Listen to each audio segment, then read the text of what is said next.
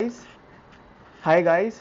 तो इस वीडियो में हम लोग यस बैंक के लेटेस्ट न्यूज़ के बारे में डिस्कस करेंगे एंड देन हम लोग यस बैंक का फंडामेंटल एनालिसिस करेंगे एंड उसके बाद टेक्निकल एनालिसिस करेंगे एंड देखेंगे कि आने वाले टाइम में हम लोग यस बैंक में क्या मोमेंटम एक्सपेक्ट कर सकते हैं।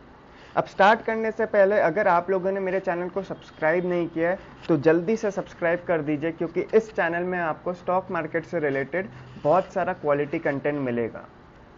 तो अब अगर अपने न्यूज़ में जंप करें तो यहाँ आपने देख सकते हैं इंड आरए। अब इंड आरए क्या है? इंड आरए का मतलब है इंडिया रेटिंग्स एंड रिसर्च।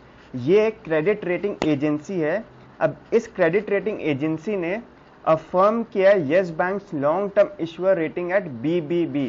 मतलब कि यस बैंक का जो रेटिंग है वो इम्प्रूव करके BBB कर दिया गया है। पहले यस बैंक का जो रेटिंग था वो था BB-, इससे इम्प्रूव करके इसका जो रेटिंग है वो BBB कर दिया गया है। तो हम लोग अगर बेसिक टर्म्स में समझे तो BBB जो है ये एक अच्छा रेटिंग माना जाता है कंपेयर टू BB-। तो ऑब्वियसली यस बैंक के लिए ये एक बहुत ही पॉजिटिव न्यूज़ है। अब यहाँ पर अगर अपने आउटलुक देखें तो यस बैंक का जो आउटलुक है वो है स्टेबल। तो यहाँ पर आउटलुक स्टेबल होने का मतलब क्या हुआ कि यहाँ पर ये जो क्रेडिट रेटिंग एजेंसी है वो लोग फोरकास्ट कर रहा है कि यस बैंक का अभी जो करंट रेटिंग है BBB वो और फर्दर इम्प्रूव हो सकता है एंड इसका जो टाइम फ्रेम रहेगा इम्प्रूव होने का उसके लिए इसको करीब 6 मंथ से लेके 2 साल के बीच में इस टाइम फ्रेम के अंदर हो सकता है यस बैंक का जो रेटिंग है वो और फर्दर इम्प्रूव हो जाए। तो अगेन ये यस बैंक के लिए एक बहुत ही पॉजिटिव न्यूज़ है। अब अगर यहाँ पर हम लोग फर्दर पढ़े तो अपने देख सकते हैं Yes Bank deposits increase to ₹1.63 trillion in Q1 financial year 2022। तो यस बैंक का जो डिपॉजिट्स है वो भी इंक्रीज किया है इस बार। एंड यहाँ पर जो सबसे मेजर पॉजिटिव न्यूज़ है वो है its current account saving accounts increased almost 50% year on year. मतलब कि यस बैंक का जो कासा है, कासा मतलब CAS है, जो कि अपना हो गया करंट अकाउंट सेविंग अकाउंट, वो इंक्रीज हुआ है 50% से। अब एक बैंक के लिए जो कासा होता है वो एक बहुत ही मेजर रोल प्ले करता है एंड अगर एक कासा में ग्रोथ होता है तो इसको हम लोग बहुत ज़्यादा पॉजिटिव मानते हैं, क्योंकि इस कासा के कारण बैंक का जो लिक्विडिटी है वो इंक्रीज करता है। तो सिंस यहाँ पर कासा में 50% का इंक्रीज हुआ है तो अगेन यस बैंक के लिए ये एक बहुत ही अच्छा न्यूज़ है। एंड यहाँ पर हम लोग रिटेल टर्म में अगर डिपॉजिट्स का बात करें तो वो भी इंक्रीज किया है 40% से।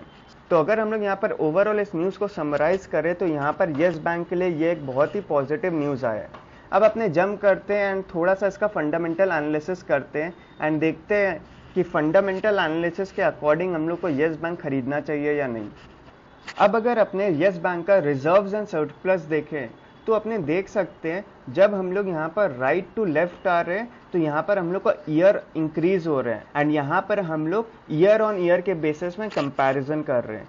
तो अपने देख सकते हैं यस बैंक का जो रिजर्व एंड सरप्लस है वो यहाँ पर कंसिस्टेंटली इंक्रीज कर रहा था मार्च 2019 तक, लेकिन मार्च 2019 एंड 20 को जब हम लोग कंपेयर करेंगे तो यहाँ पर एक बहुत ही बड़ा फॉल आया। लेकिन अगेन यहाँ पर एक पॉजिटिव चीज़ क्या है कि मार्च 20 एंड मार्च 21 इस ईयर में जब हम लोग कंपेयर करेंगे तो अगेन यहाँ पर ये इंक्रीज किया है। तो रिजर्व एंड सरप्लस ओवरऑल एक पॉजिटिव साइन हम लोग को दे रहा है कि यहाँ पर कंपनी का जो प्रॉफिट है वो ऑलमोस्ट कंसिस्टेंटली इंक्रीज कर रहा है। तो ये एक अच्छा बात है। अब इसके साथ साथ और एक जो मेजर इंडिकेटर हम लोग देखें यस बैंक का तो यहाँ पर अपने अगर नेट इंटरेस्ट मार्जिन को कंपेयर करें तो हम लोग देख सकते हैं कि यहाँ पर ऑलमोस्ट कंसिस्टेंटली जो नेट इंटरेस्ट मार्जिन है वो यस बैंक का इंक्रीज कर रहा है। पहले 2.69 था, फिर 2.47 हुआ। तो सिर्फ इस ईयर में यहाँ पर हम लोग थोड़ा सा फॉल देखे, उसके बाद कंसिस्टेंटली जो नेट इंटरेस्ट मार्जिन था इस बैंक का वो इंक्रीज कर रहा है। तो ये एक बहुत ही पॉजिटिव साइन है। लेकिन यहाँ पर जो 2 मेजर रेड फ्लैग है यस बैंक के लिए, अगर हम लोग उसके बारे में बात करें तो अब अगर अपने यहाँ पर इसका नेट NPA चेक करें तो हम लोग देख सकते हैं पहले ये वाला ईयर था करीब मार्च 2017। तो पहले जो इसका नेट NPA था वो था सिर्फ 1000 करोड़, लेकिन जो लेटेस्ट नेट NPA है वो करीब 9813 करोड़ है। तो यहाँ पर एक बहुत ही सिग्निफिकेंट जंप आया है नेट NPA में। एंड अगर हम लोग परसेंटेज वाइज इंक्रीज देखें तो अपने देख सकते हैं पहले 1% था एंड अभी करीब करीब 6% हो गया। तो यहाँ पर अगेन एक बहुत ही मेजर जंप आया है नेट एनपीए में। अब नेट एनपीए अगर आप लोगों को नहीं पता तो इसको अगर हम लोग बेसिक लैंग्वेज में समझाएं तो मान लो आपके जेब में अभी 100 रुपया है एंड आपका जो नेट एनपीए है वो है करीब 20 रुपीज़। तो आपके जेब में या फिर आपके पास अब टोटल रुपया कितना रहेगा, वो रहेगा 80 रुपीज़ का। मतलब कि यहाँ पर आपका 20 रुपया का नुकसान हो गया।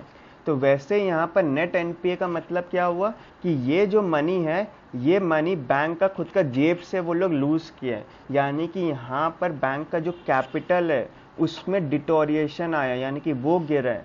तो कभी भी एक बैंक या कोई भी कंपनी का कैपिटल में इम्पैक्ट पड़ता है तो ये एक बहुत ही गंदा साइन माना जाता है। एंड अगर हम लोग यहाँ परसेंटेज वाइज देखें तो यहाँ पर करीब 6% है इसका नेट एनपीए। तो ये अगेन एक बहुत ही हाई नंबर माना जाता है एक एनपीए के लिए। तो सिंस यहाँ पर यस बैंक का नेट एनपीए 6% है तो ये एक बहुत ही गंदा साइन है। अब अगर हम लोग यस बैंक का आरओसीई चेक करें तो अपने देख सकते हैं जो लेटेस्ट आरओसीई है वो है यस बैंक का 1.91%। तो हम लोग इसको अप्रॉक्सीमेटली 2% मान सकते हैं। अब आरओसी क्या होता है, आरओसी का मतलब हो गया रिटर्न ऑन कैपिटल एम्प्लॉयड। मतलब कि आप लोग जितना भी इन्वेस्ट करोगे यस बैंक पे उस पर आपको रिटर्न कितना मिलेगा, सिर्फ और सिर्फ 2% का। तो ये एक बहुत ही गंदा रिटर्न है, क्योंकि आप लोग कभी भी किसी को भी पैसा देते हो तो सबसे पहला क्वेश्चन यही आता है कि आप लोग जो पैसा दिए उस पर आपको रिटर्न कितना मिलेगा, तभी आप लोग इन्वेस्ट करोगे। अब यहाँ पर आपको सिर्फ और सिर्फ 2% का रिटर्न मिल रहा है।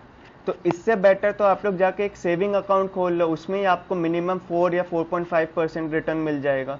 तो यहाँ पर इसमें इन्वेस्ट करने का तो कोई सेंस ही नहीं बनेगा, राइट। तो ये अगेन एक बहुत ही मेजर नेगेटिव साइन है यस बैंक के लिए।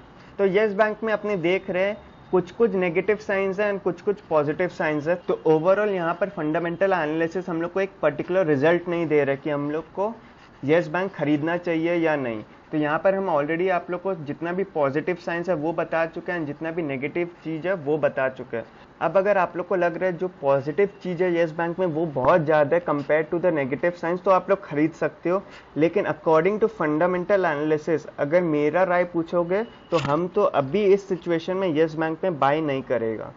लेकिन हम लोग अब यस बैंक में टेक्निकल एनालिसिस करते हैं एंड देखते हैं कि अकॉर्डिंग टू टेक्निकल एनालिसिस हम लोग को यस बैंक खरीदना चाहिए या नहीं। अब यस बैंक का अगर हम लोग डेली चार्ट में आए तो डेली चार्ट पे अपने देख सकते हैं यस बैंक यहाँ अभी एक डाउन ट्रेंड में मूव कर रहे हैं। अब अगर एक स्टॉक डाउनफॉल जब दिखाता है ना तो हम लोग को कभी भी बाइंग नहीं करना चाहिए, क्योंकि उसमें हम लोग को हमेशा नुकसान ही होते हैं। हम लोग को हमेशा वेट करना चाहिए। अगर एक प्रॉपर यहाँ पर रिवर्सल साइन मिले या और कुछ हम लोग को इंडिकेशन मिले जिससे हम लोग को लगे कि हाँ अब अपने खरीद सकते हैं, तभी अपने को बाय करना चाहिए। लेकिन अगर यस बैंक का अगर हम लोग करंट सिनेरियो देखें तो यहाँ पर कोई भी हम लोग को साइन नहीं मिल रहा है जिससे हम लोग को लगे कि अपने यस बैंक खरीदें। अब यस बैंक को अगर अपने और ध्यान से देखें तो ये वाला जो जोन था ये अगेन एक मेजर सपोर्ट जोन था यस बैंक के लिए।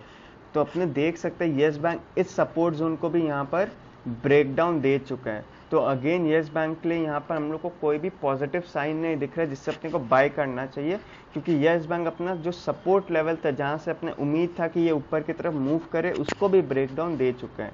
अब अगर अपने आरएसआई चेक करें तो आरएसआई भी इसका 26 लेवल्स के आसपास का, जो कि बिल्कुल बुलिश नहीं है।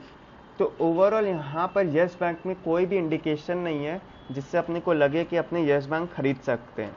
अब इसके बावजूद अगर आप लोग को यस बैंक खरीदने का बहुत ज़्यादा मन है तो आप लोग एक बहुत ही छोटा अमाउंट यस बैंक में इन्वेस्ट कर सकते हो, या फिर अपने पोर्टफोलियो का एक बहुत ही छोटा पार्ट यस बैंक में इन्वेस्ट कर सकते हो।